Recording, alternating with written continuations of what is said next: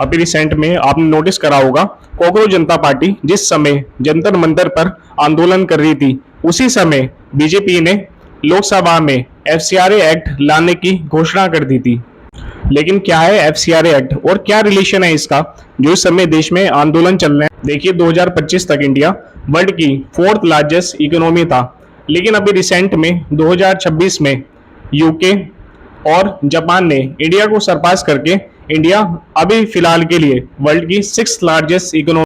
देखिए वॉर दो तरह की होती है, एक होती है फुल स्केल वॉर जो बॉर्डर पे लड़ी जाती है, और एक होती है सिविल वॉर। सिविल वॉर में उस कंट्री के जो सिविलियंस हैं वो आते हैं सड़कों पे, प्रोटेस्ट करते हैं ताकि वो उस देश की रिजिम चेंज कर सके। लेकिन यहाँ ध्यान रहे, उस कंट्री के सिविलियंस आते हैं, ये जेन्युइन होता है। लेकिन आज के समय पे जो ये प्रोटेस्ट हो रहा है, ये असल मायने में एक प्रोटेस्ट है ही नहीं। एक सो कॉल्ड पर्सन जो अब से पहले आम आदमी पार्टी का साइबर सेल देखता था, जो सो कॉल्ड स्कॉलरशिप के बहाने यूएस चला गया, और यूएस में जाकर के हमारे इंडिया में अगर कोई सिचुएशन थोड़ी बहुत ऊपर नीचे हो रही है, उसका फायदा उठा करके उसने एक पेज बनाया इंस्टाग्राम पे, जिसके जरिए उसने फॉलोअर्स गेन करे। और जो कि वो फॉलोअर्स थे उनमें से 70 to 80% फेक फॉलोअर्स थे, जो कि पाकिस्तान के, अफगानिस्तान के और बाहर की कंट्रियों के फेक अकाउंट्स बनाए गए थे।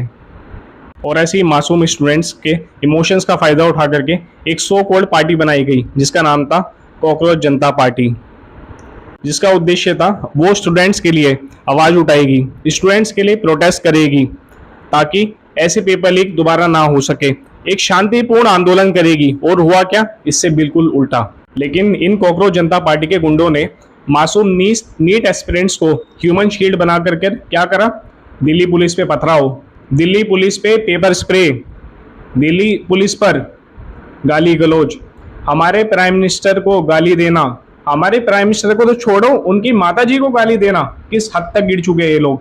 यहाँ पे कौन लोग आए थे, यहाँ पे दो तरह के लोग आए थे। एक तो वो लोग आए थे जिन्होंने आज तक कोई भी प्रोटेस्ट देखा नहीं कि प्रोटेस्ट होता कैसे है। ऐसे मेरे भी बहुत सारे जानने वाले हैं जो वहाँ पे गए थे, वो कोई गलत बात भी नहीं है, अगर मैं भी जाता उसमें भी कोई गलत बात। वहाँ पे जितने भी ये लोग मौजूद थे, दे आर रील मेकर्स, ये केवल रील बनाने वाले थे जो केवल फेमस होने के लिए गाली दे रहे थे। क्योंकि गाली दे करके, दूसरे की बदनामी करके फेमस होना तो बहुत आसान है, मेहनत करके फेमस होना तो बहुत मुश्किल है। मुजरा करके इंस्टाग्राम पर अपनी छोटे कपड़ों में पिक्स अपलोड करना, वीडियो अपलोड करके फेमस होना तो बहुत आसान है, लेकिन एजुकेशनल वीडियो बना करके फेमस होना तो बहुत मुश्किल है।